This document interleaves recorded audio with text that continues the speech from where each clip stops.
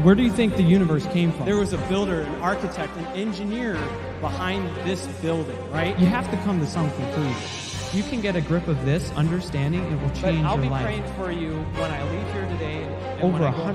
150,000 people die every single day. If you weren't a hypocrite, you wouldn't need They're Jesus. preaching You'd be perfect. to these Jews, Jesus is risen from the dead, and you need to No, believe on where him. you stand before God. He actually paid for our sin in his You're life's judging blood. for what you've done wrong, not what you've But done yet, right. the God who has given us life and given us our mothers, we disrespect him.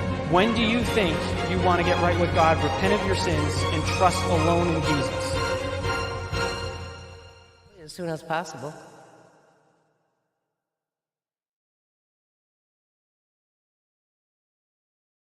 Here am I will go. Shalom to you all, and welcome to We're the Great Revival with, apparently I'm the only one here, Samuel David Spoonhour. That is all right. We'll probably pick up people as we get going. But today is a little unique. I hope I'm loud enough. I have no idea. Today I'm going to be talking about a project that I have been working on, and I'm going to be working on for quite a while. In fact, I won't have a video out tomorrow because of it. Which is fine. I had one out this last Monday. It's not like I need to have two a week all the time. Excuse me. But I am very excited to show some of the research that I've been doing. I mentioned it when I talked to Mr. Ted. It was just mostly from that, but I actually want something really to come out of that. Oh, thank you, Mr. Mad Mac. All right, so I will post the link in the description. If anyone wants to, or not in the description, comments, if anyone wants to join. First, that's odd. First, I am going to pray and open us up, and then I will remind everyone of the theme verse of the show. Lord, I thank you so much for this opportunity to talk about your greatness and ultimately to just show how great you are in the knowledge that we have in science, and ultimately thank you so much for allowing me to do this, God. I don't deserve this opportunity. Help us as Christians to be the revival. I pray that you would just bless this night, encourage us all. I pray that you'd give me your Holy Spirit, give me the words to speak tonight, and ask all of these things in your name. Amen. All right, so to everyone who has been in here before, I hope you remember the theme verse because it's Romans chapter 12. I'm just going to read it here from the ESV. I'm not necessarily going to pull it up. I might later, but I appeal to you, therefore, brothers, by the mercies of God, to present your bodies as a living sacrifice, holy and acceptable to God, which is your spiritual worship or service. Do not be conformed to this world, but be transformed by the renewal of your mind, that by testing you may discern what is the will of God, what is good and acceptable and perfect. So verses 1 and 2, if I didn't say that already. I'm sorry, I'm dealing with like terrible allergies. But I don't know if I'll even share my screen with this. There's so much. Yeah, probably not. I'm probably going to have to put my brain into all this, and then you'll all like look at this and be like, "What is that?" You know, it's a little out of order, but it's also kind of in order. It's confusing. Okay, so I had mentioned when I was doing that debate with Mr. Ted the Atheist that I had done some research, specifically into the teleological or fine-tuning argument and the cosmological argument. Now, the specific cosmological argument I went over was the one that has the acronym SURGE. I don't know the exact name of that. I just know it's like related to the Kalam cosmological argument, which is everything that begins to exist has a cause. The universe began to exist, therefore the universe has a cause, right? Now, it's very, very basic. It assumes some things. It assumes two basic things, but once you essentially prove those, then it's true, right? Hey, brother. Hey, how are you? Praise God, better than I deserve. How are you doing? Doing all right. I was just on a stream with Christian Pike. Oh, really? That's very cool. Yeah, so Sam McPhail? I have no idea who that is. Mr. Sam. I like that name.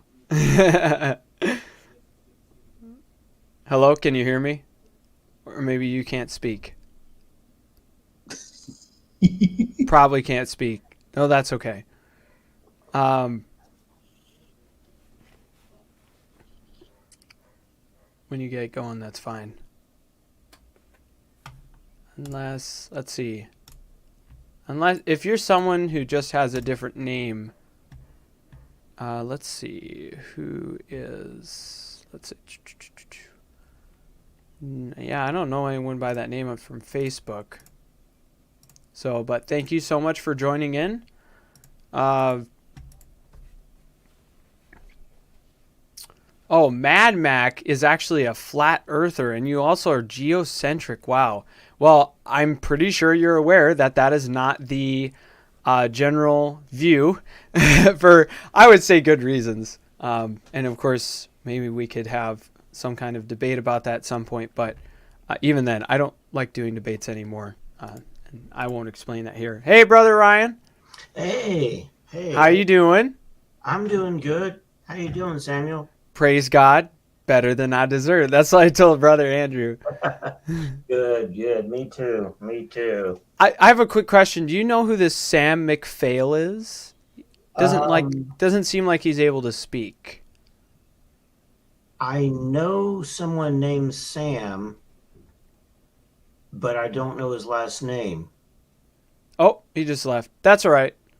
Hey, maybe we scared him away. I don't know if that's the same Sam that Jeremiah and I know, who lives at Dinosaur Adventureland. I don't know if that's him or not. Maybe. If it is, then that would make sense why the person cut out and didn't have audio. Yeah, that could be him. I don't know. I see you have the sun beaming through your window.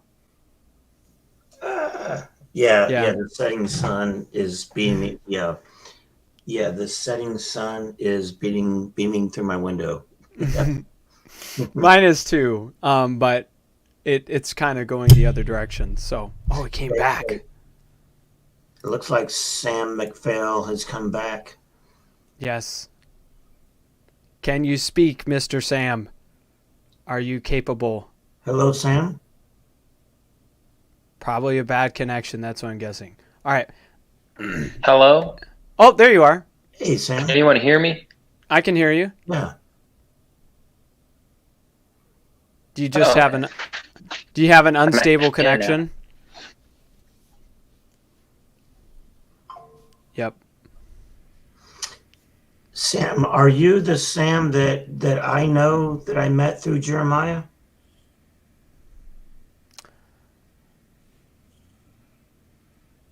Unstable connection. Are you that same Sam? Probably, maybe, probably. Okay. You can answer that question here. I just want to actually start and go into the research that I had done because I have a project that I am working on, and pretty much I want to make tracks. I want to make my own tracks. I'm in the process of writing tracks right now, and they are apologetic tracks. So they're from a different standpoint, and they'll still have the gospel in them, of course. I was actually thinking, though, like maybe it'd be better to like only give the gospel in the one where I give the evidence for Jesus' resurrection, whereas like the one I give for God's existence, because that's all I want to do. I just want to do two. I want to call the first one the God theory, and the second one the resurrection theory.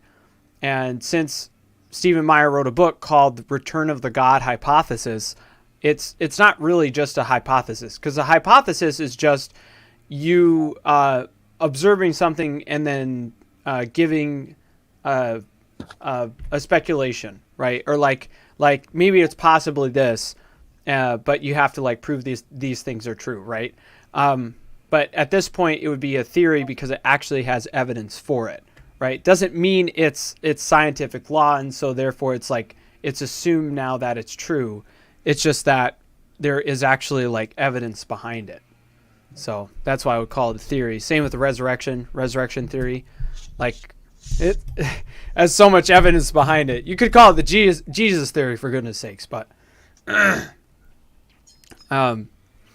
but I wanted to go into just the cosmological argument. I'm sure a lot of you know it. You probably have listened to Frank Turek like a million times over.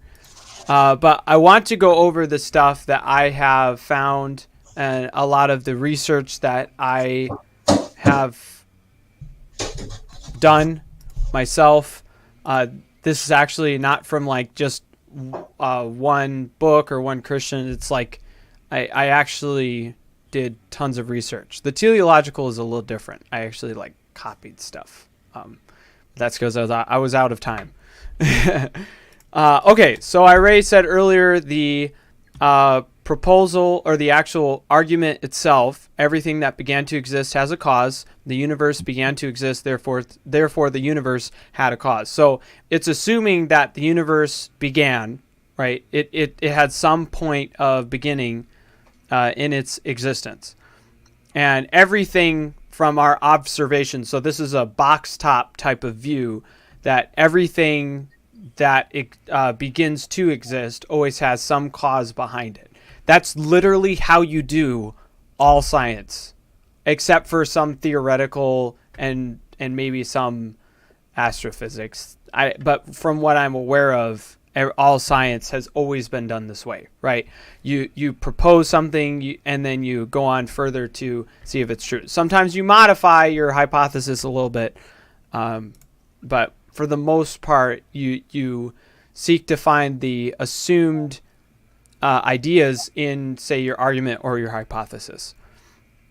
Okay, so the acronym SURGE is a large part showing that the Big Bang, or that the universe had a beginning. Maybe not necessarily the Big Bang, but that the universe actually has some kind of beginning.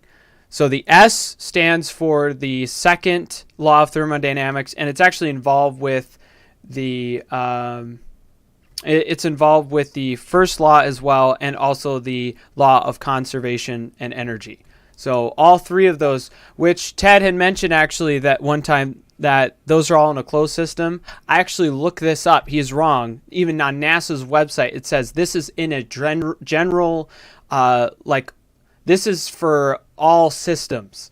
Thermodynamics is, these laws specifically anyways, but also thermodynamics. These laws apply to all systems.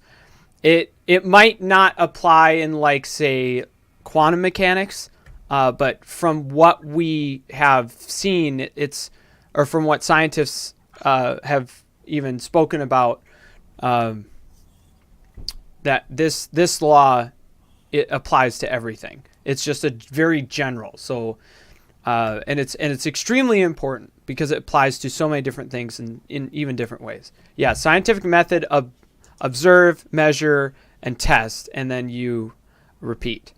So it's technically three. It's you hypothesize, you observe, hypothesize, test, and then you repeat. At least that I'm aware of, but I might be wrong because I know there are three main steps. All right, so the second law of thermodynamics, it's pretty much entropy equals heat minus, oh no, that's the first law. What is entropy actually? Oh, I didn't write these down, Samuel. This is so complicated. All right. Because when I went through the research, I was like, oh yeah, I get this. Because I remember doing this in school. I think everyone knows the basic idea of entropy. It's a philosophical idea, or the philosophical idea of it for it literally happening is like it's this amount of energy that becomes unusable in between transfers.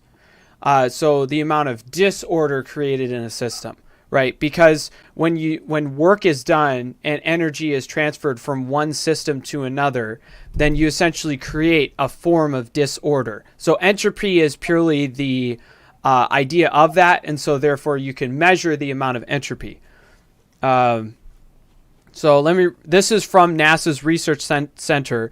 An example of a reversible process would be ideally, so this is ideally, you're not influenced by like friction, is a perfect reversible process, forcing a flow through a constricted pipe. As the flow moves through the constriction, the pressure, temperature, and velocity would change. But these variables would return to their original values downstream of the constriction, right? They would all, you would have a perfect transfer, right? So like if you take two, say, containers, and then like entropy is not philosophical. I'm talking about it has philosophical implications, but you can't do science without philosophy, but that's a whole nother thing. But what I'm getting at here is that if you have some kind of, it could be a bottle, but like a container, and then through a very thin constricted pipe, the fluid or water goes through that and then goes into the other container. And in an ideal system, you would lose nothing. Everything would be just the same when it comes out from system one or container one into container two. It's the exact same, right? But the idea of entropy is that this is not an ideal system. You have things like friction, right? You have things like gravity. These things cause the wearing and tearing down of objects. So over time, the pipe will wear out, right? I know this at work that even metal pipes will grow. They'll take the calcium from the water that'll build up, or like stainless steel can get rust after a very, very, very, very long, hard time of a lot of strain. Can like eventually build up this type of corrosion / rust. And even though that might happen over time, a long time, that's the idea of entropy, is like you essentially cannot have work done without losing some kind of energy, or having energy not lost as much as like useless, right? Let's see. Gravity is a theory, doesn't fit the scientific method. What? NASA means to deceive in Hebrew. I have no idea what he's talking about, but I mean, Isaac Newton was the one who originally proposed gravity, and he also discovered calculus, and his idea has been his idea has been further strengthened, and like, then you had Einstein coming into the scene with his special theory of relativity and his general theory of relativity, and now we have things called gravitons. But of course, it's still unknown. Like, what is the push and pull? So I posted the steps to the scientific method in case you needed help. Oh, okay. I have a chat Thank you. for you. Okay. Well, thank you. I appreciate it. But when you have the idea of conservation of energy and matter, right? Energy and matter cannot be created nor destroyed. Then the first law is the idea that it is always constant, right? The amount of energy is always constant in a system during a transfer. Even though, say, you might have like an amount of heat created, right? Say if you move a chair, right? Say if you're sliding it on the ground, even though you're using the energy from yourself then to move it. So the energy is being transferred to the chair to move it across. Then the friction is involved, and that creates heat, and it also creates a wearing away, which is what I talked about in entropy. But heat is also created then. So the energy it's technically all the same, but it's all being moved around into different places, right? Entropy just creates this like lost energy that cannot be brought back unless more energy is brought into the system. So say like a refrigerator, when you have, when you're essentially trying to take away heat, heat is something, but cold isn't actually something. So what you need to do is you need to actually reverse the process of natural heat transfer, whereas you transfer it to a system that is more conductive than the actual insulated area. So, but that requires more work, and it requires changing the state of the liquid or the fluid that you put inside of the refrigerator. You could do study on this yourself, but it's not actually defying entropy. It actually creates entropy, and that's why you have refrigerators die eventually, because it takes work and you have friction, right? Things don't last forever. This is the philosophical implications of entropy, right? This is what entropy really gets to, is that because we have this, the physical things that we have in the world tear down and wear away, right? Nothing actually lasts for eternity. That would be something ideal. It's something that scientists will talk about, where we have, like, say there's no friction or no entropy involved, which is just not possible. So because of that, if we have a constant amount of energy, that's technically it actually is. It's a limited amount of energy in the universe that we have. So if we have this in a sense, a wearing away, right, a tearing down, then the amount of energy and matter in the universe will eventually become an amount where it's completely useless, right? So where the energy you need to bring it back into order, so to reverse the entropy, requires more energy than actually is useful. So you essentially wear down, right? So that shows that there must be some kind of beginning, because if the universe is infinite and it's wearing down, then that means it would have ended an infinite number of years ago. So you can't say that the universe is essentially infinite to that extent, right? There must have been some kind of beginning. I realize that it's been proposed that the universe has had like multiple big bangs, and it just keeps going back and forth. Cycles. Yeah. But that's only hypothetical. That is extremely hypothetical. That has like zero evidence behind it, other than like, hypothetics. So that is just the S. Okay. Now some of these are of course still talked about in the scientific community, and about the Big Bang. The Big Bang was an event, and we purely use deductive reasoning. Just like as you would in geometry, you assume one thing and then you go to the next with deductive reasoning, right? So, and not even like assume, but in this case we have proofs, right? We have evidence for some kind of wearing away, so that means that you have some kind of beginning. And so then you reason from there, okay, there must have been a start for matter and energy when it all came into existence, right? It has to all be at the same time. So, and with the laws, so you're essentially not breaking those laws, right? Which is a little confusing, but that's why God can work. Because if you say that then God started everything, then he would be the one to put all the laws and all matter, energy, space, and time into existence all at the exact same time. So that's why God works in this, like from the God hypothesis, is that God is the cause, right? The universe had a cause, but I say, well, God is the cause. So U stands for universe expansion. Edwin Hubble was the first one to, and I think Edwin Hubble was a lawyer. Stephen Meyer talked about this. Someone that actually, it's the redshift. I don't know if anyone has heard of this, but this is something also that the redshift is also something that you kind of need to look into. But it actually convinced Einstein that the universe had a beginning, because he had messed with his theory a little bit in the cosmological constant to match the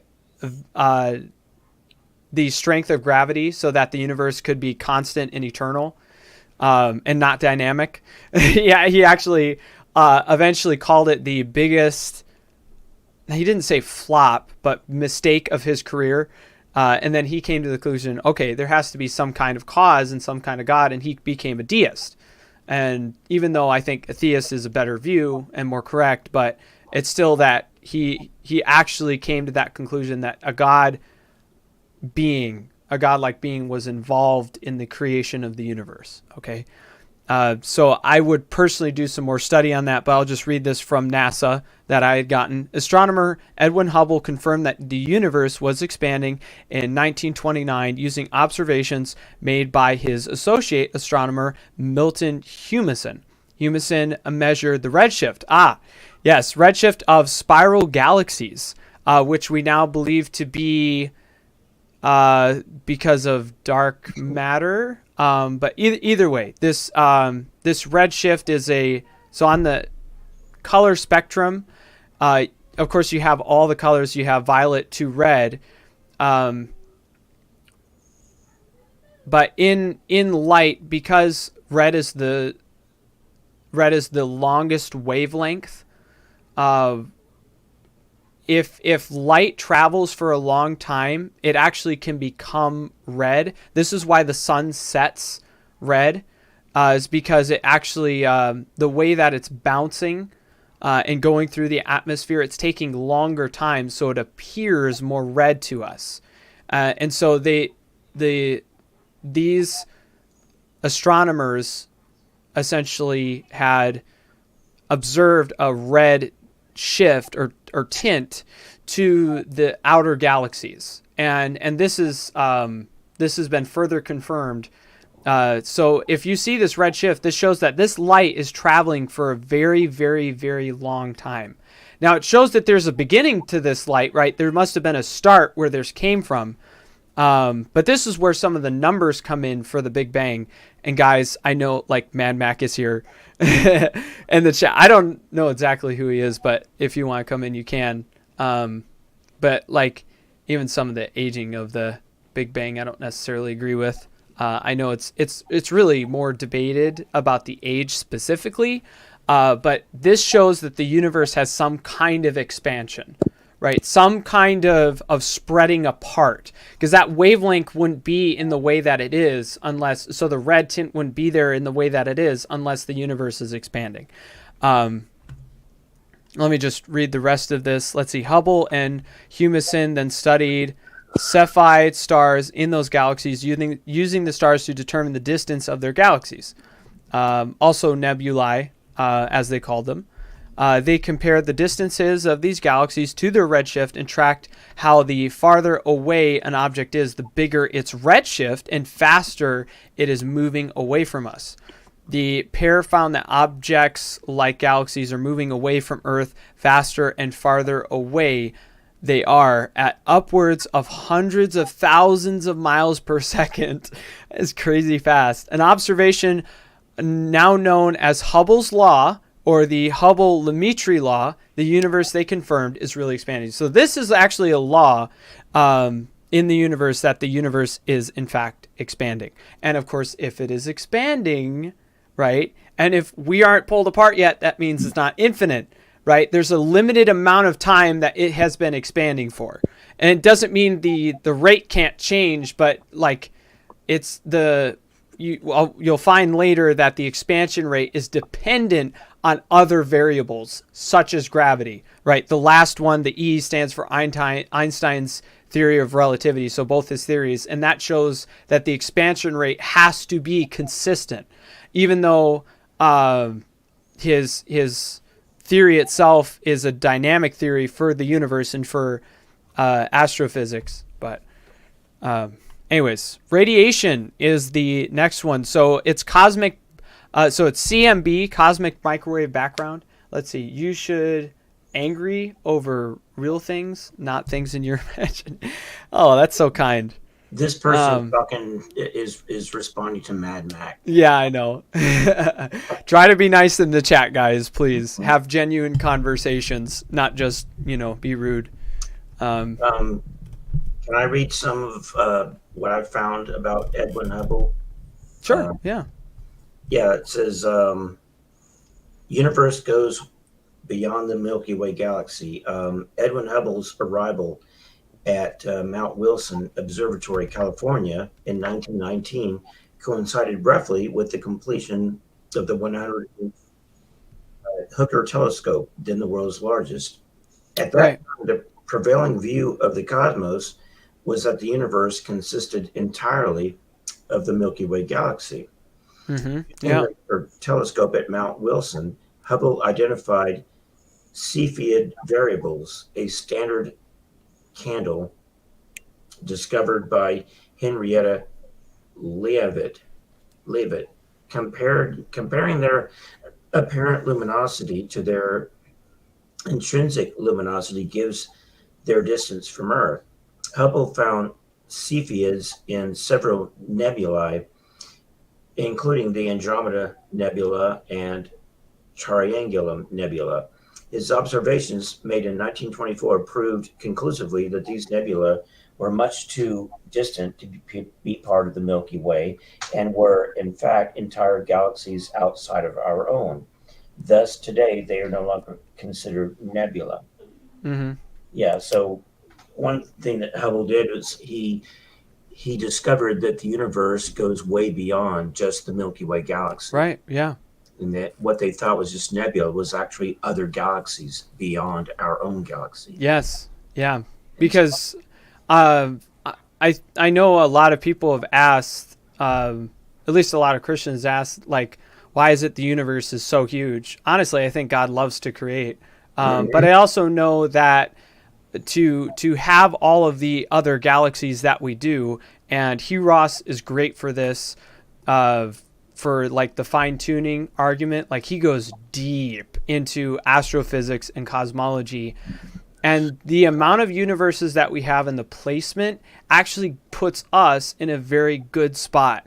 We are away from very dangerous galaxies that have very large black holes that would ultimately destroy us. Yeah. In fact, from what has been studied, originally the Earth was closer to the black hole and actually been pushed away just perfectly by a supernova. And so we're like on the outside of the ring, and life is sustainable in the like it's like the 14.6 billion year period. There's like a 70 to like 100,000 year gap where you can have life sustainable on Earth. Yeah. And it's so ridiculously perfect. And think about that in comparison to those billions of years. I'm not saying that actually is the case, but I'm saying like in the expansion, the amount of the universe that we have, like the perfectness of it. You honestly, if anyone just watches Hugh Ross, you'll kind of see that like when God intended for life, he intended for life and just made everything so utterly perfect. I just think of it like someone who like say builds I don't want to say Lego set, but like a very expansion engine, like say the flat crank V8 supercharged in the, I believe it's the Corvette Z07, and that engine requires so much tuning. Flat cranks are very, very hard to make, and it's literally a flat engine. Yeah, it cranks up and down rather than diagonally.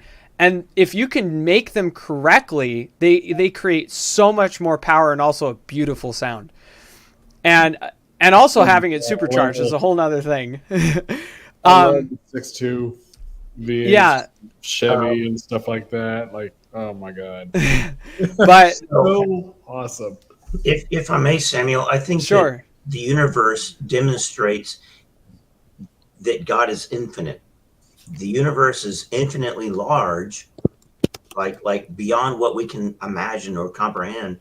Yes. And then if you go the opposite direction, it's infinitely small. Like you go down to protons and electrons, which are infinitely small, smaller than we can imagine. Right. And so God is both infinitely small and infinitely large at the same time. He's just completely infinite, just beyond our imagination, beyond our comprehension. Excuse me. Mm-hmm.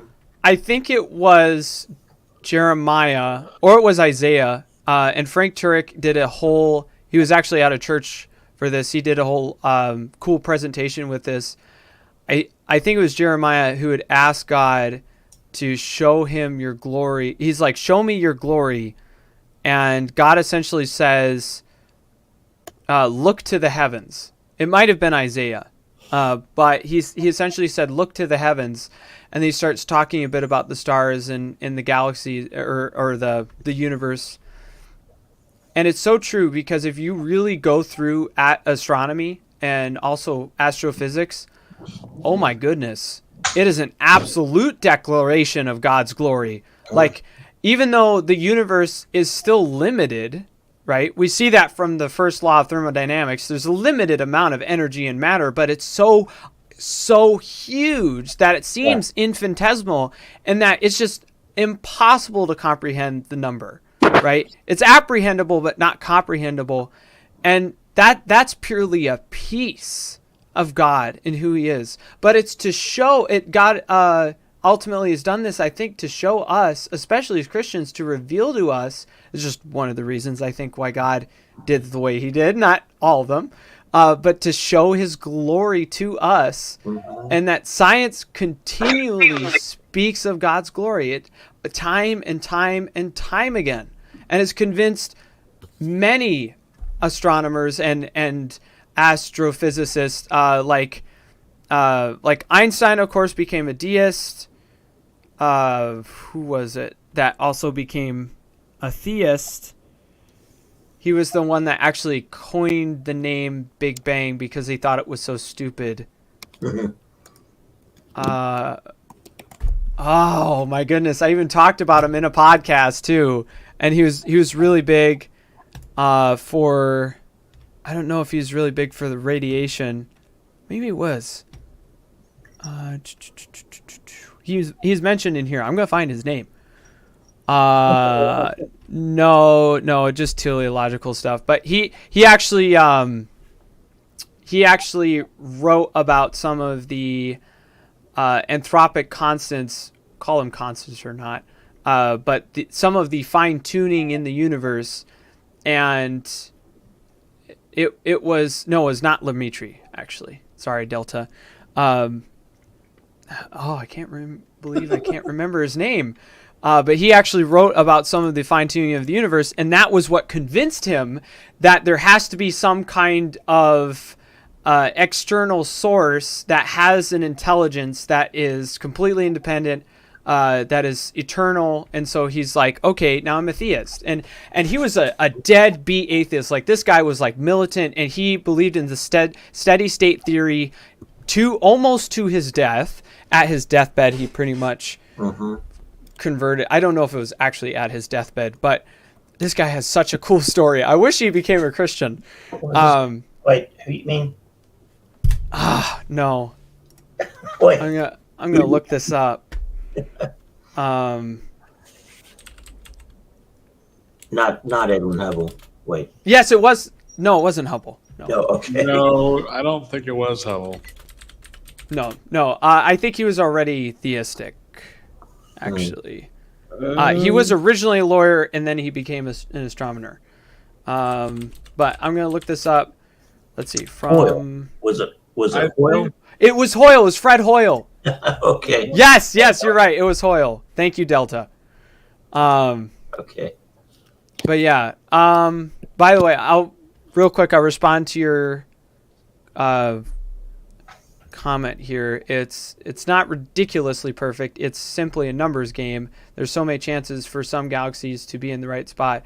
Just so happens it is ours. Like, technically, yes, but I would say, like, if God genuinely exists, then that shows that God intended for, like, it makes you think intentions when you see it on a big scale. It's like looking at a big board after a big case. Like, imagine if you're a detective and you do a big case and you stand back, you look at the board and you see all the lines where they lead, and you're like, that's it, right?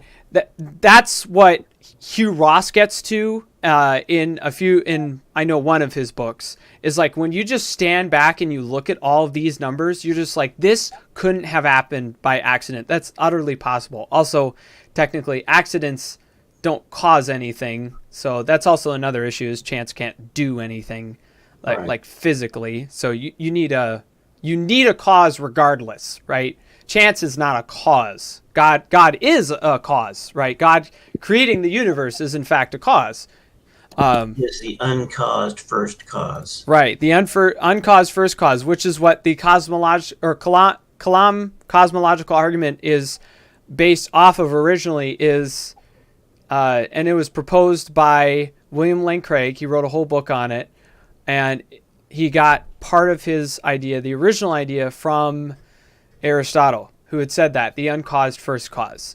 And so in his metaphysics, he just proposes there has to be some kind of uncaused cause.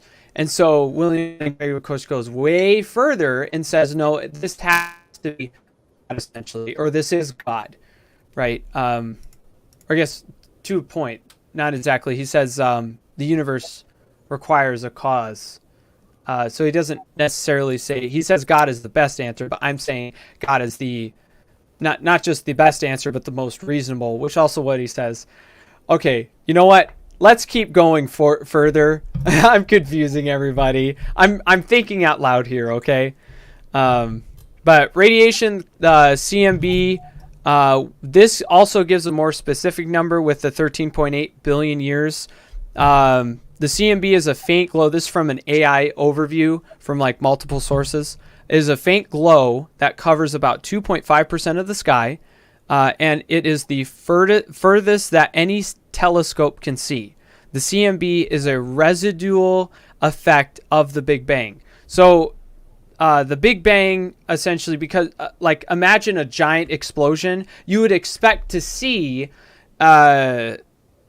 some kind of afterglow. So that's what this radiation is like it's left over from huge amounts of heat, like massive amounts of heat. Military.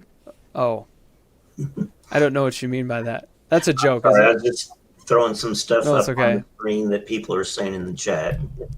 I don't know what you said. And Mad Mac, I don't know what you mean by like NASA lying. I know NASA isn't perfect. Let's see, just so you know, NASA lies directly to your face while stealing $75 million a day while Americans live homeless. Oh, and then he says the military budget is $825 while they are homeless. To be fair, I'm just putting this out there, and I'm going to make a lot of rage comments here, but of the 95% of homeless that I have met, and that my uncle know, it's not a homeless issue, which actually isn't that bad of a problem in America because we have so many handouts. It's actually a drug problem. That's literally 95%. They can't keep a job. They're always like back and forth. They actually, my dad has helped so many homeless people get jobs. A few have actually kept them, but even like one guy, like he didn't keep it. He lost it. He lost like 3 different jobs. And it's because they don't have this drive, and instead they're more towards the idea of like, I don't have to work so hard because the government just gives me handouts. Like I can stay homeless. It's not that big of a deal. Yeah. And like, it really isn't. It's just like, anyways, that's a whole nother thing. Yeah, that's a whole other can of worms, but right.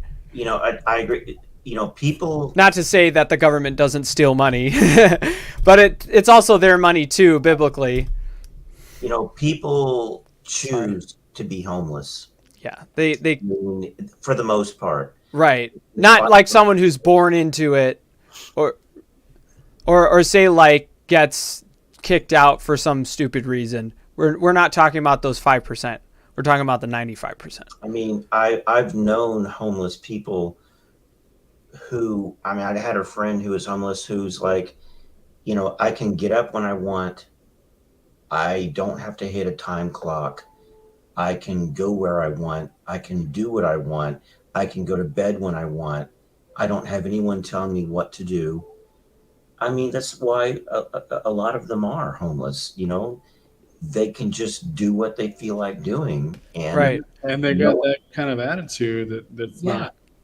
that's not conducive of getting yeah, along with it's other like people as well as keeping a job. And it's like as long as I have enough to food to eat today, I'm cool. I'm okay. Yeah. You hmm know. It, No. it's it does definitely teach contentment, and it definitely humbles people. I will say that. and it And is it's heartbreaking to me to see homeless people have that kind of attitude. yeah, I just But I I, don't I get their way of thinking. I've yeah, personally known people who have that attitude. It's right. just like, Which I also know quite a few. I've helped them personally. mhm. And there's a point where when you say that I don't want your help, then okay, what else do I do? Like, if I'll you want to back stay up. homeless, Yeah. my help is pointless. Me trying to get you off your drugs isn't going to do anything because you don't want to be helped. I can try to love on you as much as I can, and it's not like I have had times where I've avoided homeless people, which I don't think is right. I think that you should always help your neighbor to a point. It's just that there's a point, you know. And it is very sad that is so prevalent in America, but it's because we Yeah. get so comfortable so easily, and because this country is so filled with so many, like, it's not even like opportunities at this point. It's just like it's so easy to just let go and then just live however you want, and like, well, I have full freedom, right? I can do whatever I want. Why do Yeah, I have to have a job? Why do I have to have a home, right? So, yeah. yeah. Also, some families or some people don't have families to lean on, but um, I which mean, which you're right. if I may, Samuel, hmm God designed us to adapt to whatever situation we're in. Yeah, we're good at that. Whether you're in just a prison situation or whether you're in a mansion, eventually it's going to become normal to you. Yeah. You're going to become used to it. Um, people get used to being homeless. hmm People get used to living a life of luxury. Yes. It Yeah. becomes normal. It becomes just average. Yes. Um, that's just how we're designed. Oh yeah, I agree. Because I'm at fault for that with evangelizing. Yeah. I'll feel like, well, this is just another time I go out. Not like I want to be on fire for the Lord today. I want to share the gospel with I sometimes I forget to pray before I go out and even after. Like and that's my fault. It's not anyone else's fault. It I really do is the my same fault. thing. But You know, I, um I forget to put a tract in my pocket when I go to a restaurant. yeah, I can't. That's a habit now, so I can't forget that, which is a good, But that's where like understanding yourself and your limitations and also your weaknesses and knowing that habits can help and so create good habits, right? Like reading God's word, praying in certain situations, and also like putting tracts in your pocket, right? That's just something I built. So, a lovely chat. I love talking about this stuff. I want to see if I can still finish going over Surge at least. But would love to talk about that more maybe some other time. So with radiation, so with the CMB or cosmic microwave background, it is still kind of a little bit in debate. But mostly scientists also will use this. This is why the age is also like up and down. It says 13.8. But it's up and down because newer equipment has helped us to examine the sky better and get better radiation readings. And so even though the expansion rate is like up and down, but the radiation still shows that there was a massive explosion, right? It's still an afterglow. Some people will say, well, it's possible that there is something behind the Big Bang. And I'm like, I mean, sure, if you want to say that's possible in quantum mechanics, but like it's just of what we see in astronomy and not just astrophysics. The astrophysics is like the more specifics of it. But like from what we see, there's some kind of beginning, right? There was some kind of massive explosion, right? Mr. Sam, can you hear me, or can you speak? I know you got a rough connection. I can. Sam, okay. are you still the same? Are you the same Sam that I met through Jeremiah Buckingham? I am. Yeah. Oh. Good to see you. Stephen at DAL, I forget his last name, gave me the Yes. link and told me about this, why isn't he here? Stephen Bolin. Yeah. I don't know. I don't know why he's not here. He's Oh, in and okay. out. Yeah, he is. He was here last night, I believe. Oh, okay. But he sent me the yeah, link. good to I see you, assumed Sam. he would have, but okay. Yeah, it's me. Yeah, my connection was spotty at first. It should be better now. There may be a moment or two here and there but it should be better now because I'm at DAL and Kent was giving his sermon, and during that time frame they shut off the Wi-Fi. Oh. And so all I have then is my data, but my data here is very spotty. So, Yeah. but after his sermon, they turned the Wi-Fi back on, so my connection's better now. Good. Well, It sounds thank like you I so was much missing for joining. Yeah, no problem. My pleasure. It sounds like I was missing some good conversation, though. I don't know exactly what I jumped in. I heard astrophysics, and it sounded like the Big Bang, something like that. Yeah, I was going over the Kalam cosmological. Well, I went over the Kalam Oh, the cosmological argument, but then also I'm going over. I forget what this cosmological argument is called, but it's just about the acronym SURGE, showing that the universe had some kind of beginning, which has been, of course, proposed as the Big Bang. So I've been the going Kalam over cosmological. I've heard that one discussed quite a bit. That's an interesting. Yeah, I William Lane Craig was the one that originally proposed it and wrote a whole book on it. It's a good read. Oh, Even though he I wrote a haven't whole read book. it. He wrote a Oh, whole yeah. book on it. Yes, I've heard his overview of it, but I haven't actually read the book, so I can just Okay. say it's To- good. To my understanding, because logically it makes sense for the most part, but to my understanding, the main problem with it is that it doesn't really tell you what the cause was or how to identify the cause. It just says there Yes. was a cause in the beginning. Yes, is my that's in his book. He goes into that, and also Stephen Meyer wrote a book called Return of the God Hypothesis, which he goes over fine-tuning parameters with at least I'm pretty sure he goes over the cosmological argument, and he goes over the God hypothesis, which now I'm calling it the God theory, because I'm actually going to write a track and like put this all into one track called the God theory, and just that the cause has to be some being that would be related to some kind of God. So it could be Islamic or say a Mormon version. Well, actually not a Mormon version. A Jehovah's Witness version. Also not a Jehovah's Witness version because they have some weird cosmology. But definitely a biblical version as well.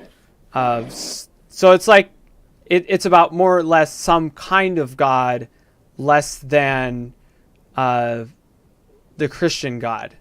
You have to get into like the resurrection of Jesus for that. Which I Right, also that's wanna- another problem they've identified with it. In any of those other arguments that you mentioned, that it doesn't really tell you which God or which religion or anything about that God in particular. It does give us details. So like if time, space, and matter and energy all have a beginning, then that means this being can't, because this being would be the cause for those things, it can't be those things, right? It can't be time. It would be timeless, spaceless, immaterial, and unlimited amount of energy. And so this being would not have a beginning. So in other words, this being wouldn't be bound by the law of cause and effect or any other laws. This would be the creator of all laws. And so then the moral argument shows that this being is ultimately good and the source of goodness, and some other philosophical arguments that show or point to that this being would be the source of truth, love, mercy, justice, righteousness, like all things that are good, along with that. So it's like a collective case where if you put the moral argument with the fine-tuning argument with the cosmological argument, you get a being who is intelligent, independent, spaceless, timeless, immaterial, all-powerful, and also the source of goodness. So a good creator. So Okay, interesting. that's the track that I want to make, is put all three together and show that that's the most reasonable conclusion. And so then my argument specifically is that this being has to be some kind of self-existent being, and God reveals himself to Moses as Yahweh, which means literally self-existent one, right? So then that would be a great connection, even though you could still technically have the Allah be that version, because Allah is just, of course, Arabic for God. But that's when I also want to make a track called The Resurrection Theory, which is about the resurrection of Jesus. Because Christianity, you're talking about a massive worldview, and I realize that not everyone's going to just believe it based off of evidence. I realize that, like, I've been evangelizing for a while to know this, but I want to make something for intellectuals and people interested in actual science, actual philosophy, like stuff that scientists are debating over and talking over constantly. People like Stephen Meyer, he's written books that have changed lives and gotten people to not only strengthen their faith in God, but also people who were running away from God and ultimately brought back. So it has its place. Can I say something real quick, Samuel? Yes, sir. Mad Mac seems to have a very interesting life story. And I just want to tell you, Mad Mac, I love to hear people's testimonies. I love to hear people's life stories. This coming Tuesday, I'm going to have a lady who's going to give her testimony and how God was able to get her right and get her attention and to get her right with him. And, I've told my story on numerous occasions about how God got a hold of me. Mm-hmm. So, Mad Mac, I would love to have you come on my program one Tuesday night and let you give your story, your life story on how God found you, how God got you right. And maybe Tuesday after next, possibly. If you'd like to, Mad Mac, just message me. If you're interested in that.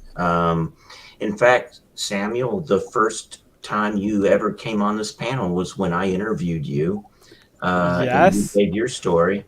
And, now you're a host. And it's just amazing how God has brought us all together.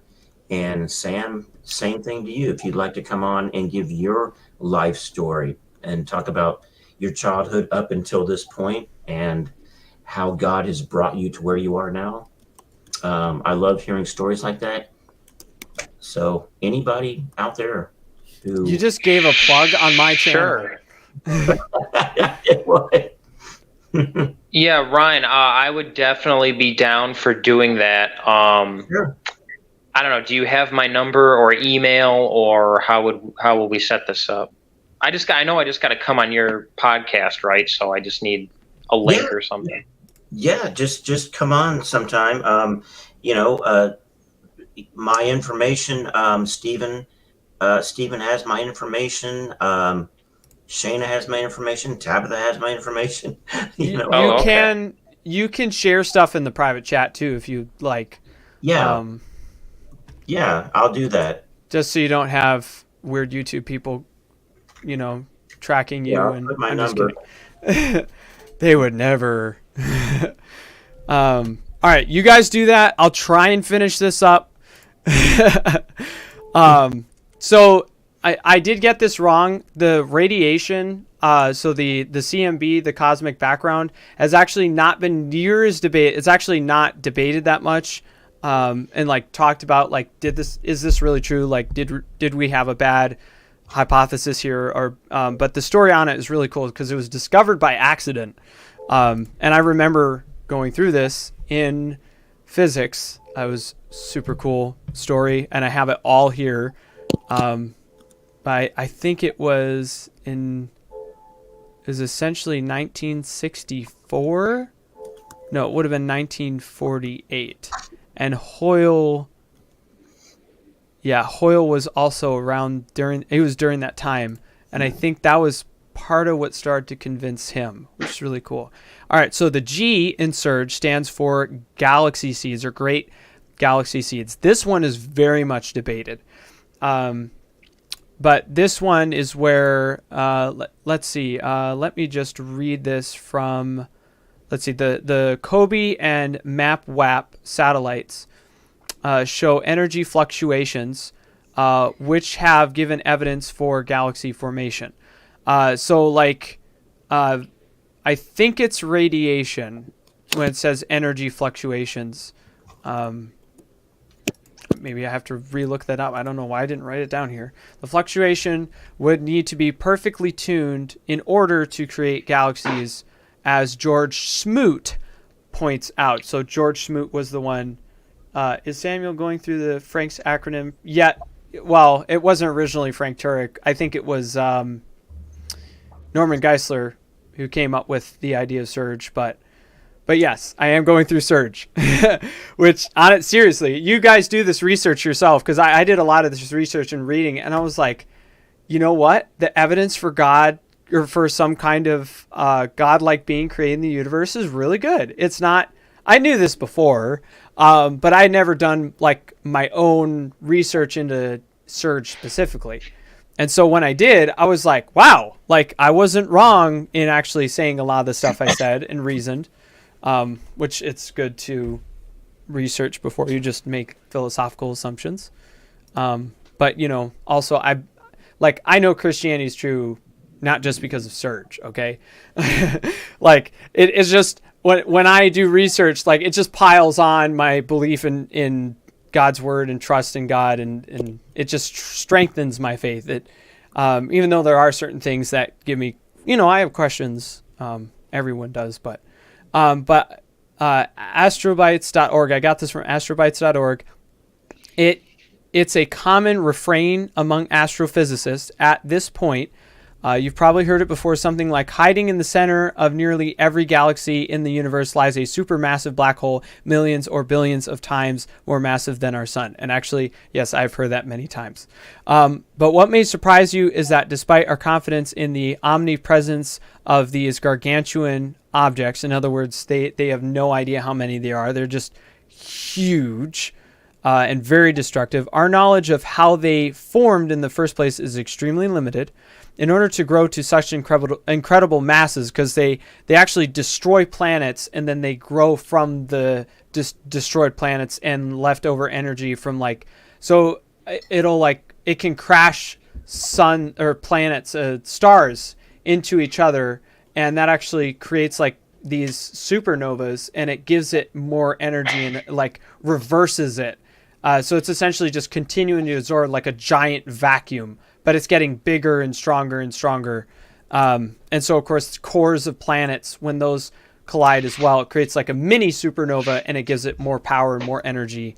But in order for them to grow, we know that supermassive black holes need to form over cosmological timescales, being continually fed by surrounding gas and stars.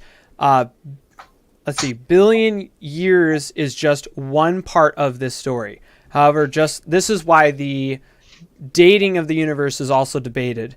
This gradual growth across the last several billion years is just one part of this. Oh yeah, I reread that. However, just like all the tallest trees, these monstrous black holes had to start from humble origins as seeds. All right, so this is where you this is another pointing to some kind of beginning, right? And this also is part of the fine-tuning argument, is that everything, and this is where Einstein's theory of relativity comes in, is that for all this to work right, for you to actually have the black holes that we do now, you need everything to be in perfect, next to perfect order. It's pretty much perfect. And I will actually give the number for you guys. It's ridiculous. It's ridiculous. I don't know why you wouldn't believe that God did it, because it's ridiculous. But fine-tuning argument, as has been said by many atheists, as the strongest argument for God's existence, and I genuinely believe so. Even though the moral argument is very powerful, the fine-tuning is insane. Is ridiculous. Amen.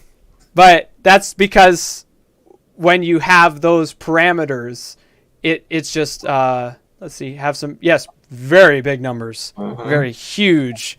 Okay, so the last one is Einstein. So I have here Einstein's theory of relativity. That's just the summarization of his general theory and special theory. I can't believe I forgot the dates. I believe his special theory was in 1905, and his general theory was in 1915. Yes. But just so everyone remembers, originally Einstein thought that his theories, his calculations, right? Like his calculation E equals mc squared, or his equation. It's not calculation.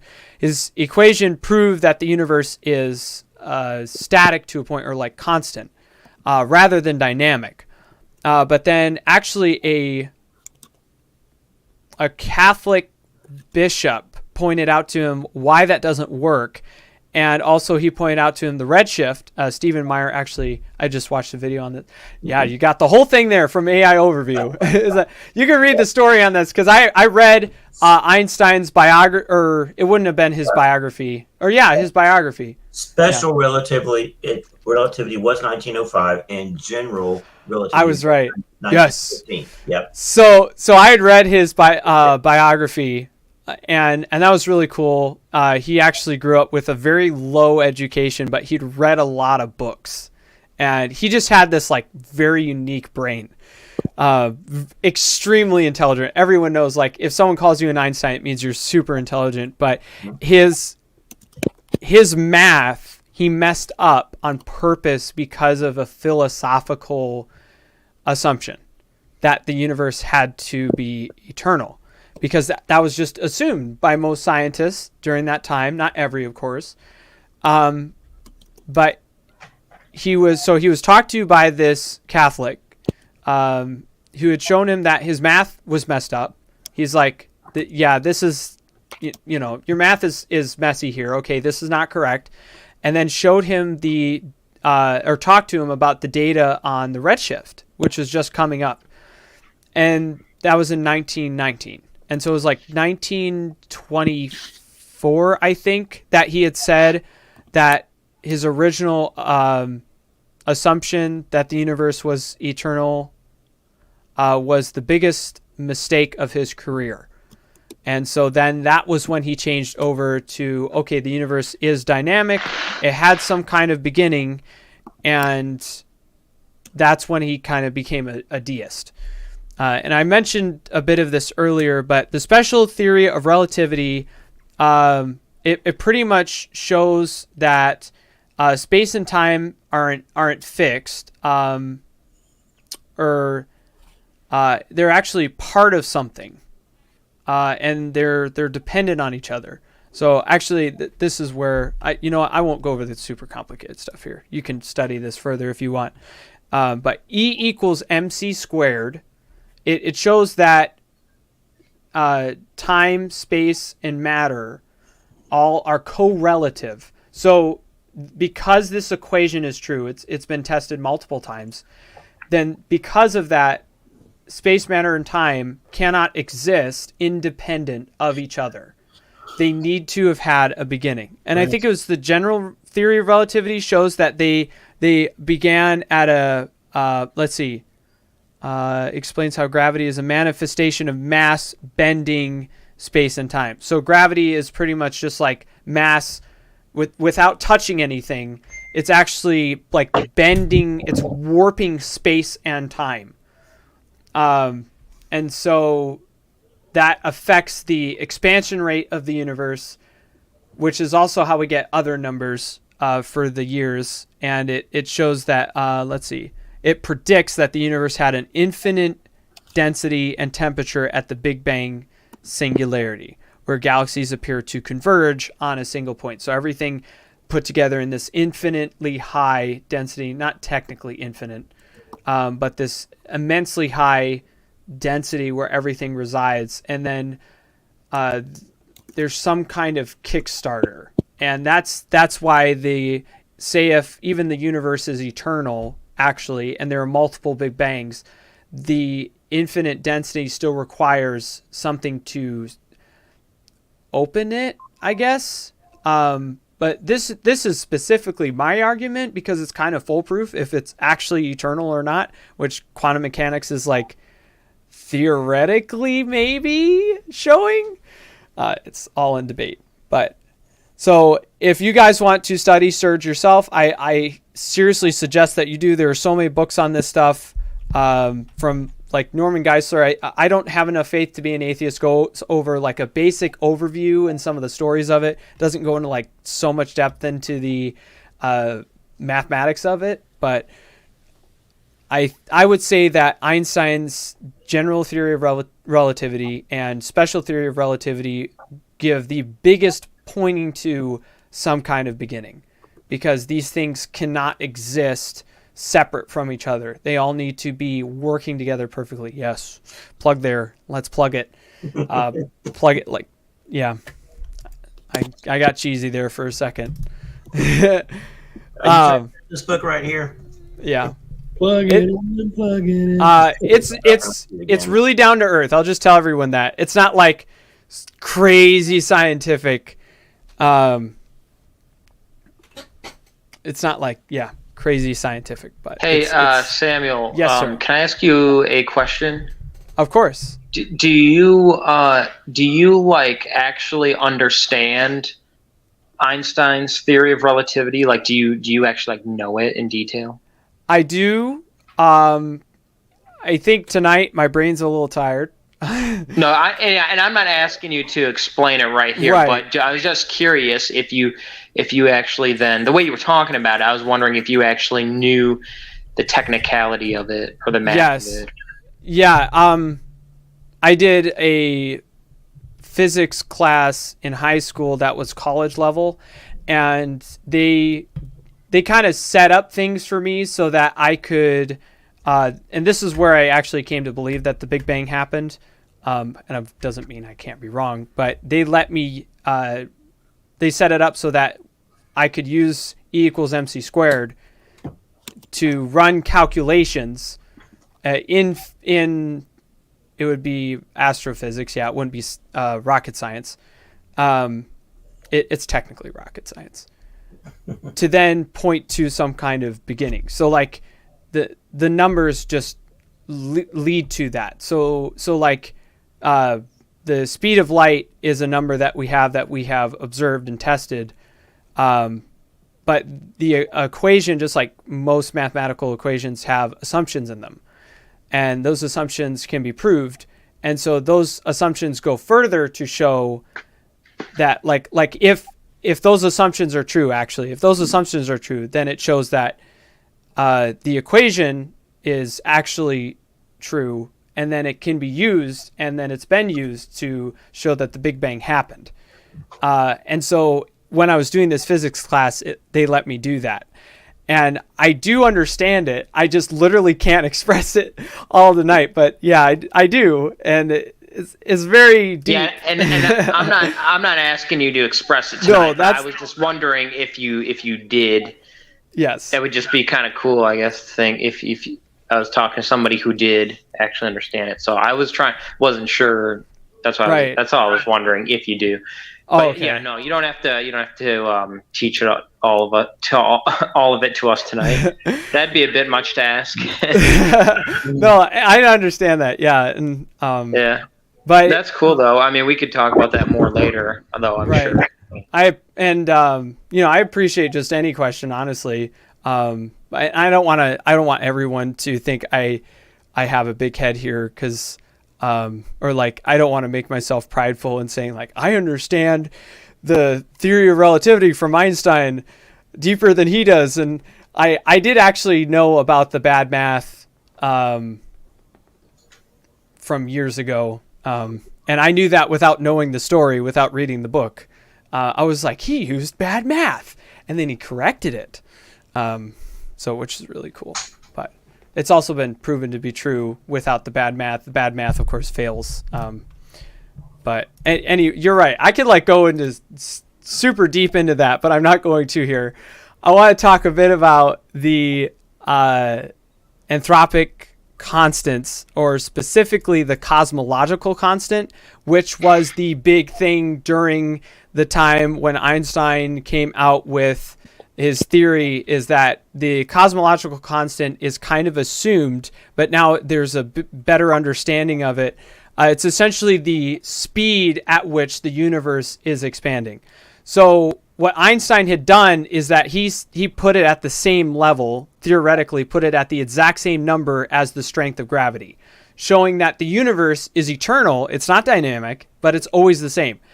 So when a priest came up to him and showed him, like, or a Catholic priest, he's like, yeah, that doesn't work. And here's why. The red shift shows us that there is that the universe is continuing to expand, and then the numbers are just not in the favor of your original speculation here, your original hypothesis.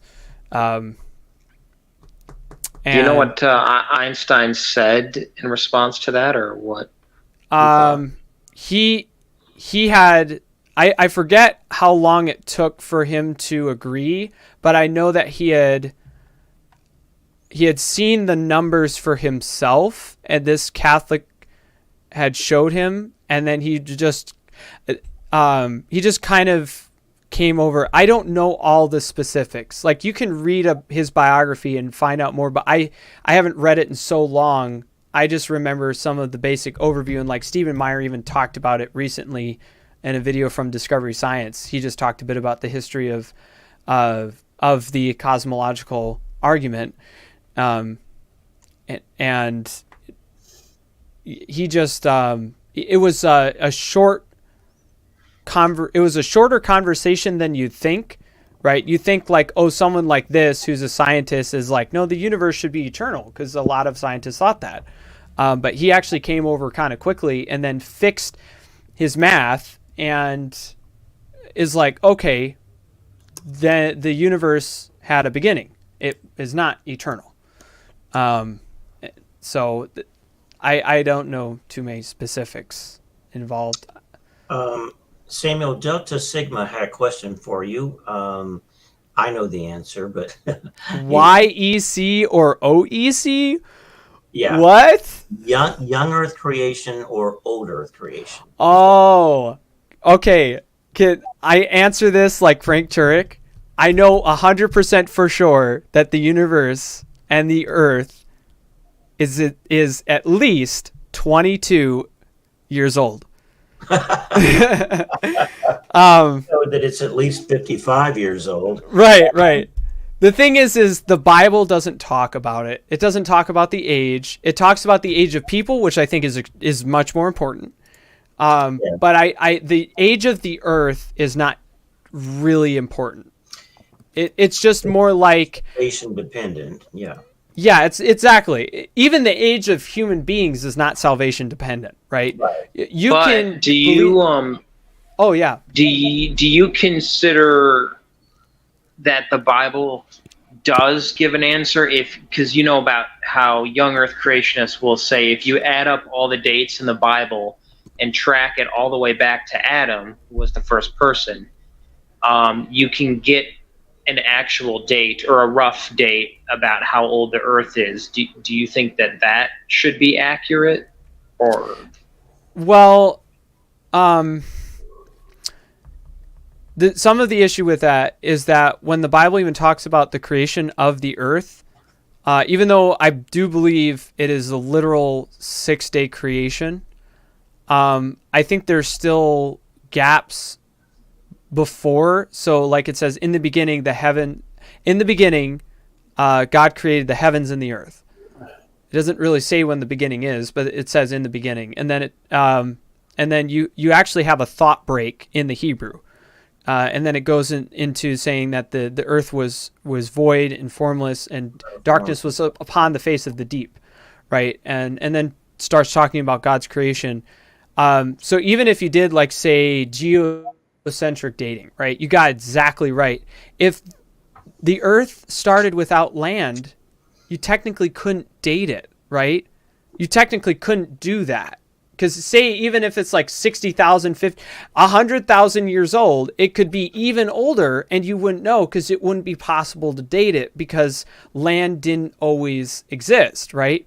So that's why radiation, so like the cosmic background or cosmic microwave background has been a big determiner of the age of the universe specifically, but the age of the earth is like, I don't know. It could be old, it could be young. I don't really care, because I don't want to argue over something that can bring dissension among Christians.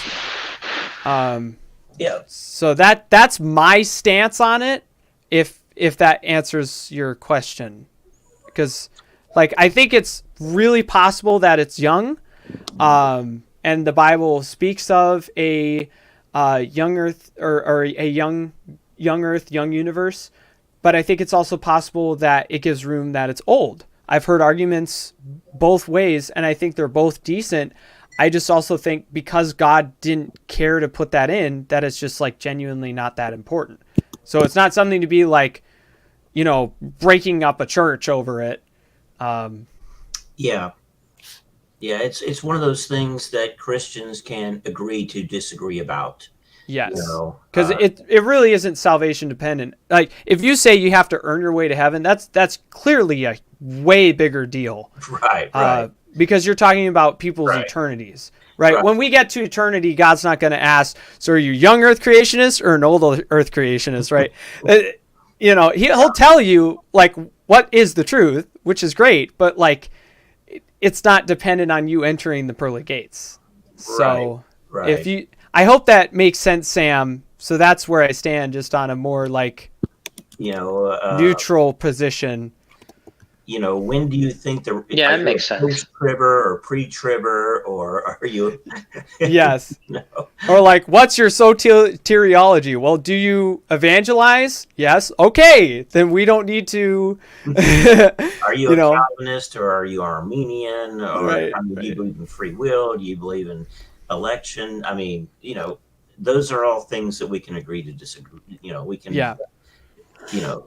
We can agree to disagree on those sorts of issues.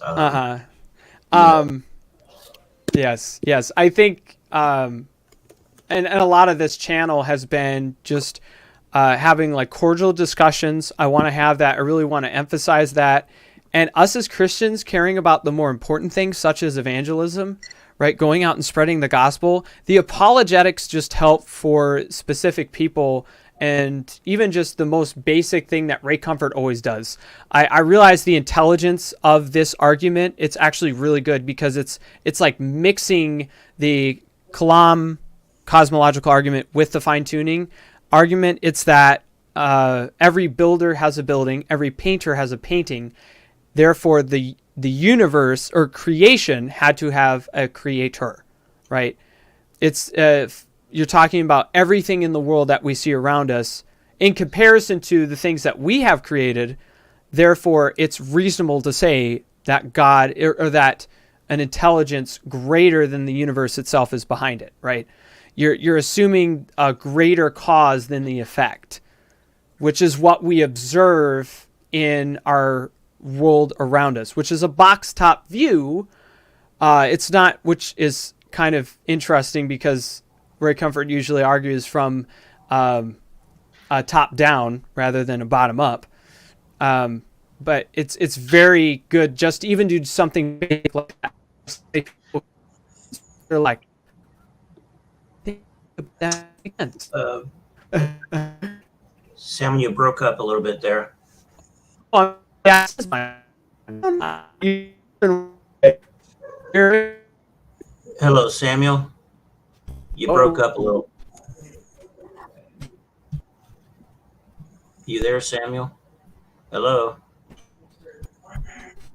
Can you hear me? Can you hear me? He sounds like Stephen Hawking now. Stephen Hawking, have you come back from the dead?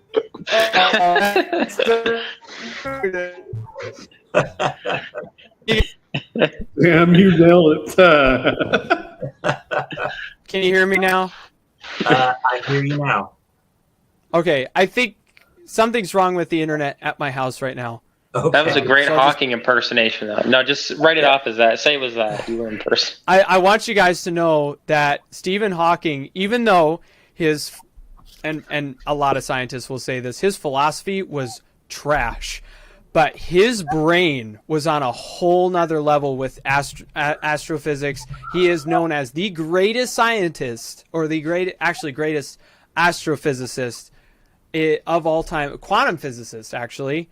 He also is a quantum physicist, and he's also the reason for one of the cosmological constants, which is of gravity. He's the reason the fine-tuning argument has gone further, which is, I think, ironic, of course. But his analogy about gravity is amazing, and it's just like, why didn't God do it? So Can I give a theory on Stephen Hawking's beliefs on God? sure. I believe that people are atheists because of things that have happened in their lives that have caused them to become bitter or angry at the idea of a God. And I believe that Stephen Hawking's physical condition may have had a profound effect on his beliefs.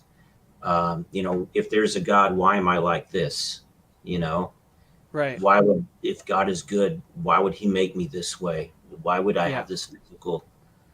So that's a theory that I have. Yeah, it's possible. I know that most big and influential atheists, and we know this from Lee Strobel, have had really bad dads. J. Warner Wallace's father, actually, his father was pretty much a deadbeat dad, and so J. Warner Wallace's father is still an atheist. And of course, then he didn't have that hard of a time becoming Christian, but even he'll say, I'm not a Christian because it's fun or I like it. It's that it's true. He does like it, but he's like, yeah, I'd rather be an atheist.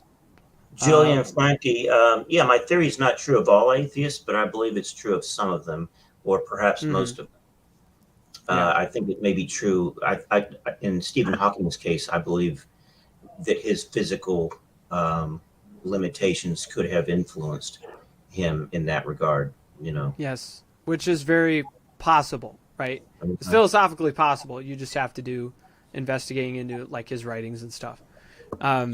But I agree. Yes, Lee Strobel had a horrible relationship with his dad, and that influenced him. Yeah, and also I think you know this about Josh McDowell, that he. I think you even know this yourself, that Josh McDowell was actually abused and raped. Oh yeah, and Josh McDowell had a horrible childhood. It was under right college. You're roboting again, Samuel. We're having trouble hearing you again, Samuel. I'm sorry. Can you hear? Yeah, I'm sorry. You're breaking up big time. You're Stephen Hawking again. Can you hear me now? Yes. Okay, I hear you now. Can you hear me now? I hear you now. Really? Yeah. I'm genuinely doing this to check multiple times because my bar is going up and down, okay? Yeah. All right, so I'll just finish on this because we're almost out of time. So the cosmological constant, which is controls the expansion speed. So it's not the expansion speed of the universe. It actually controls it or determines it.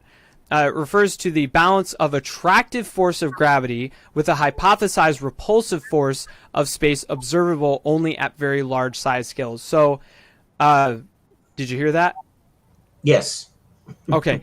So, essentially what is that gravity, a pull. There we go again. You're, you're Can you cutting hear out me now? again, Samuel. I'm sorry. Yes. Can you hear me now? Gravity Now, is a yeah. pull. Gravity is There we go again. the. Oh, is it going again? Yes. You're cutting in and out, Samuel.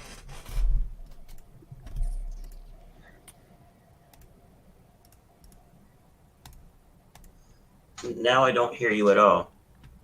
That's because I'm just gonna show you it. Okay. Show you it, not showed you it.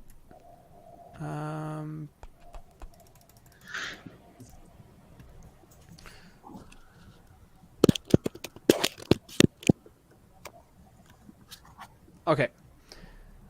It must be very close to zero. That is, these two forces must be nearly perfectly balanced to get the right balance. The cosmological constant must be fine-tuned to something like 1 part in 10 to the 120th power. Okay, that's what this is. It looks weird, but if it were just slightly more positive, the universe would fly apart. Slightly negative, the universe would collapse. As with the cosmological constant, the ratios of the other constants must be fine-tuned relative to each other. Okay? Okay? Yeah.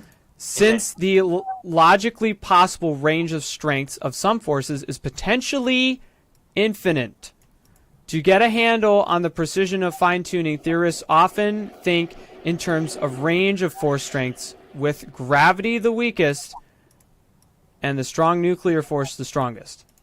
Strong nuclear force is 1,040 times stronger than gravity. That is 10,000 billion times the strength of gravity. Amazing.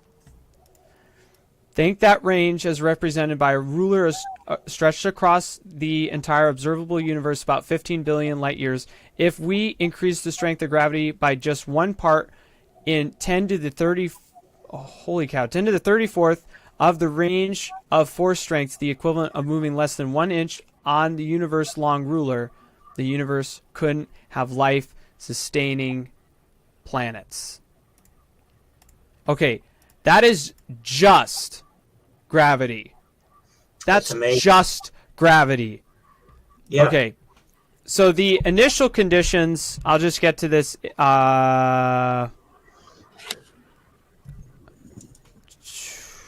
Where is it? It's like 10 to the 94th, 10 to the 96th power. Let's see. In the Road to Reality, physics Roger Penrose estimates that the odds of initial low entropy state of our universe occurring by chance alone. Okay, so this is occurring by chance alone. Okay, this is assuming that chance can kickstart the universe. Okay, so it's 10 to the 10th part in 123rd. Apparently, this number I can't even explain. I literally can't even explain. It's not 10 times 123. It's even more than that. Yeah, our minds can't comprehend such numbers. Yeah, it's literally it's absolutely ridiculous. There's no number in the universe that can explain this, but it's huge. And this is the initial low entropy state. Okay? For this happening by chance. I just want you to tell me that this happened by I actually saw a meme today on Facebook. And it was like it was the actor who he's like, so you're telling me there's a chance. Oh, such a famous Jim Carrey. Yeah, he's like, so you're telling me there's a chance. Yeah. There, I think. Yeah, he's like, there's a chance. It's like, yeah. Let's imagine it like, can you hear me still? Yes. I can hear you. Okay. let's imagine it like this. Is there a greater chance that the universe was caused and was tuned to these numbers? Is there a greater chance for that? Yeah. There's a huge greater chance of this. Okay, it's not just 100% versus 1%. No. It is ridiculously high, to the point where if you don't even have a button to push start this engine, then nothing's going to happen. Because that's the issue, is you have this, imagine you have this initial state, but what's going to kickstart it, right? First of all, what brings everything to that state? Second of all, what kickstarts it, right? Because if matter and energy can't be created or destroyed, right, and we see that these things have come to this singularity, what put it there? And also, what kickstarts it? That's the issue with saying that the universe came from nothing or by chance, right? Assuming that those things are eternal. That is the issue. So someone would say, like, what's the issue in saying the universe is eternal? This is the issue, is that you need something to do something, but everything is all in together. So you have everything material all in this singularity. So you need something immaterial to start doing something, and that assumes that stuff is also eternal, right?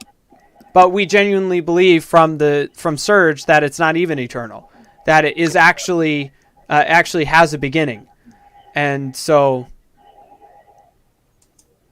Amen. That's some very good points. So, if I may, Samuel, we have someone in the chat that's been making some really poignant comments. Delta Sigma, I hope that you'll continue to join us in our broadcasts.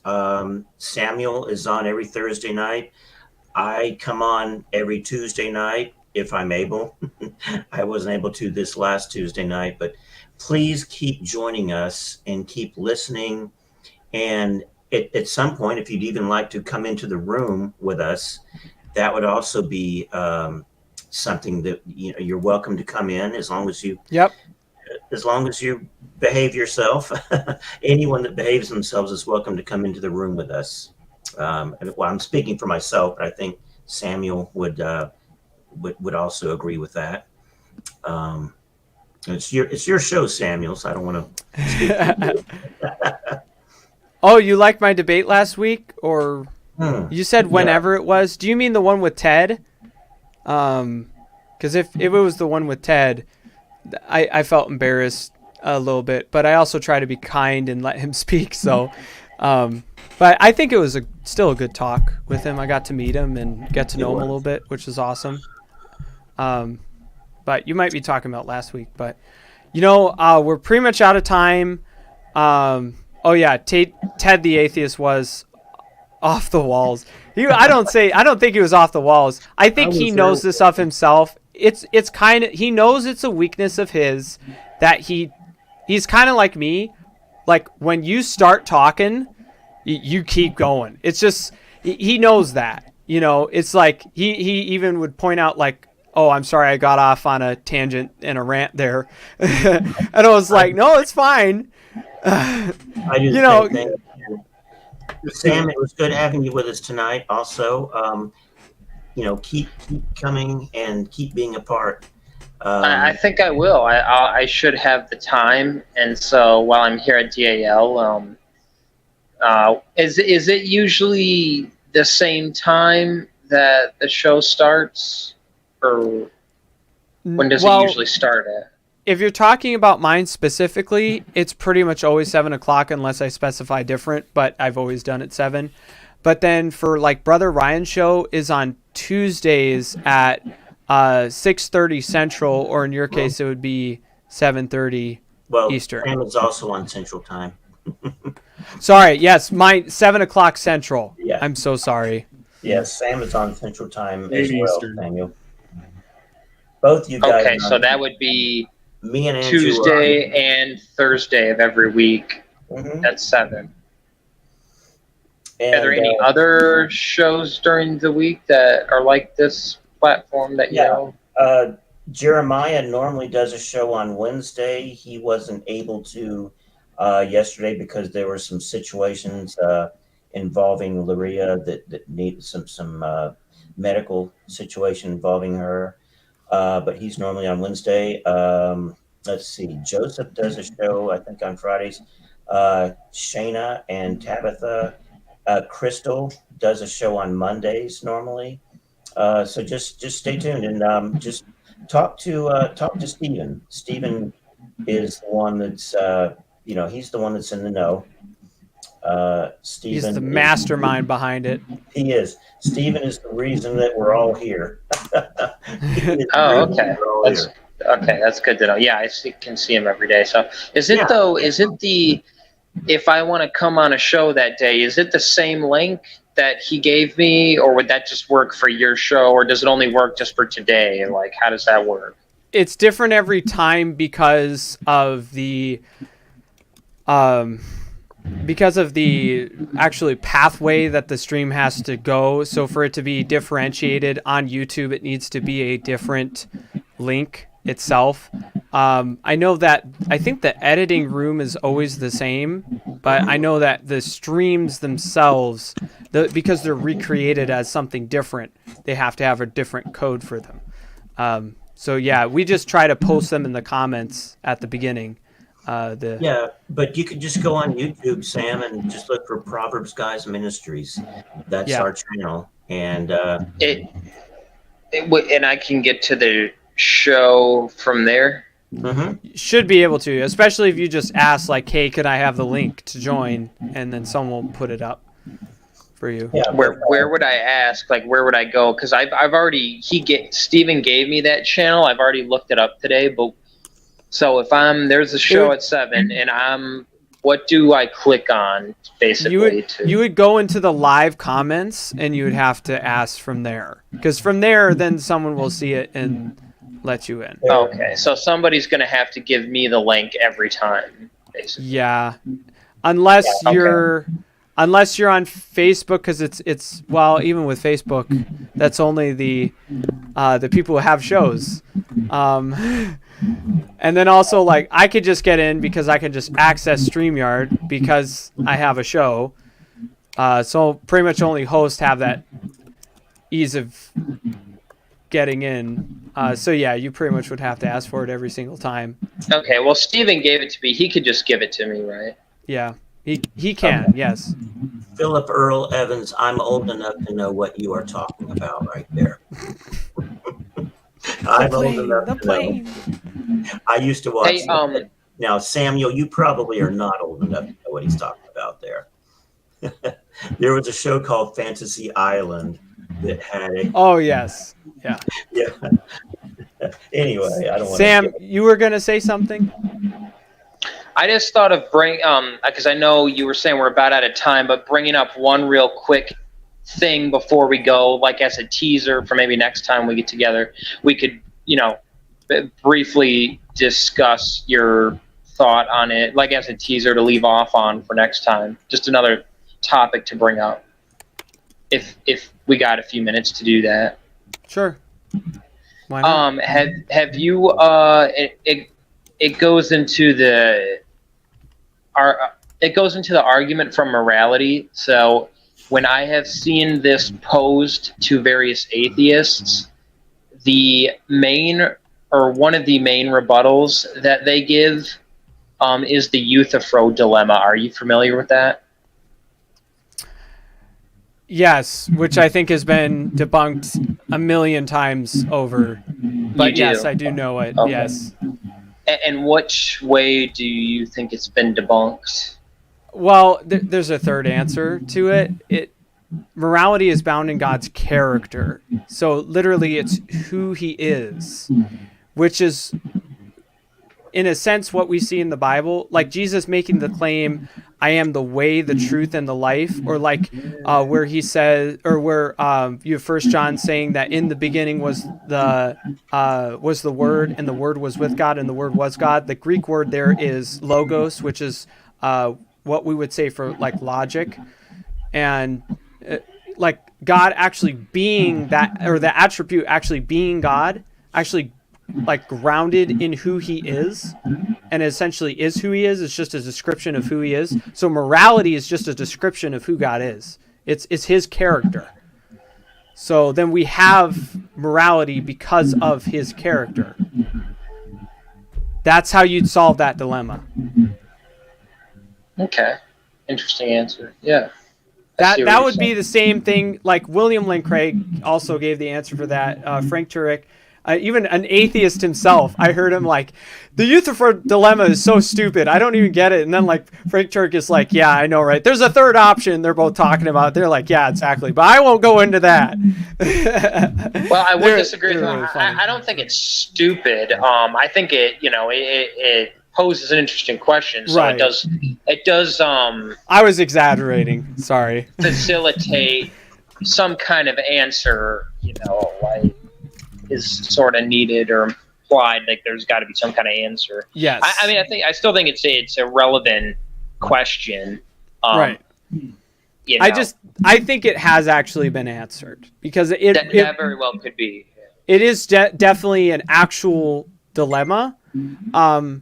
But I think the answer for it, of course, makes it not a dilemma anymore. Just, there's an answer. So, but yeah, I think if you want to do some study on that in the philosophy, because it is a philosophical dilemma, of course. Research is great for everybody. Right. Yeah. We could maybe talk a little more in detail about it next time. The way I've heard it, for anybody who's listening, if you don't know, is basically, I'm getting kind of tired here, but basically is something, when it comes to like what makes something moral or right or wrong, is something right because God says it is, or is it right just objectively in of itself? And then the atheist will be like, if it is right on its own, you don't need God to direct or dictate morality. You just go to that objective standard. Right. But they'll say, if morality is just whatever a God says, then the God could change his mind tomorrow and say, for example, murder is okay, or I want you to murder somebody one time. Right. And then it becomes moral, and that's sort of the dilemma they pose there. Yeah. And usually the main one they often go to in the Bible is like when God asks Abraham to sacrifice his son Isaac, and they go, there's an example of God or issuing a order that is immoral. That's what the atheists will generally say. Yeah. Which, of course, I think personally is misunderstanding the scripture. Of course, I think every Christian would agree on that part. But I think you posed it quite well. Then God forbade Abraham from carrying out that order. Yes, it's not that God wanted him to kill his son. It's that God wanted him to obey him, which sounds counterintuitive to say it like that. But God wanted his obedience without him killing his son. So that's what happened. And it's all a spiritual representation of Jesus coming and God actually sacrificing his own son for humankind. And that he is the ultimate sacrifice. So it was a picture of what was to come, yes. Yes. So you have him saying, like when Abraham even said, because I think he understood part of what God was doing. He said to Isaac when he asked him, like, we have the wood and the torch, but no sacrifice. And he's like, what's going on? Where's the sacrifice? And so Abraham is like, God will provide. Yeah. So he said that in faith, as you can tell. So he knows like God would never do something that goes against his nature. But if Abraham knew that somehow, some way, he and Isaac were going to come back down that mountain. However, whatever miracle. Yeah, maybe he rose him from the dead, right? Maybe he actually wanted him to like stab him through, and then he was just going to raise him up. But he just said, "I know that." But see, this was where the dilemma would come in, just to sort of challenge that a little bit. Is God against child sacrifice, or is God's nature against child sacrifice? Does he think child Yes. sacrifice is wrong? Right. Yeah. That's sort of where they would pose the dilemma. Yeah. Well, Which- even if he doesn't, in that instance, even though he stops him and doesn't go through with it, is the very idea of just asking him to commit child sacrifice, is that wrong? Yeah. And it's like, yeah, you know what? We'll leave that for next week. Because I could go into that, but I think that's great. Actually, I think that would make a good discussion too. Mm-hmm. Yeah, especially since I also want to go over the moral argument. But I think there's a good answer for it. But also it'll take me time to like fully answer it in depth. So thank you, Sam, so much for coming on. Thank you, Andrew, for coming on. Thank you, Brother Ryan, for coming on. Appreciate the thought-provoking question, Sam, and just your own opinions as well. Appreciate that. So, You're welcome. Brother Ryan, will you please close us in prayer? I certainly will, Brother Samuel. If y'all will join me. Dear Lord, thank you for this time that we had tonight to just gather together as your children to speak of the things of you and your nature and the universe, and how you created the universe, how it operates, how it functions, just the incredible, mind-blowing ways that you have created this universe in which we live, Lord. Thank you for gifting Samuel with the knowledge that you have given him, and thank you for the drive and for the determination that he has to spread your word, your good news. I'm honored to know him. I'm honored to know everyone that was here tonight, Lord. Thank you once again for putting us all together. Watch over us and keep us safe tonight. Bring us back safely next week. And if there's anyone out there watching, if you don't feel like anyone loves you, believe me, you are loved. Jesus loves you. He has a plan for you. And he gives you the best life, better life than you can possibly imagine. I know that because that's what he did for me. And it's in your name I pray, Lord Jesus. Amen. Amen. Well, God bless everybody. Thank you all for joining. Everyone in the comments, appreciate you not swearing. That's always a plus. Did that always try. a couple weeks Please, ago. yeah, please don't do that on my channel. I might actually ban you if you continue to swear. So just be aware of that. But again, God bless you all, and can't wait till next week.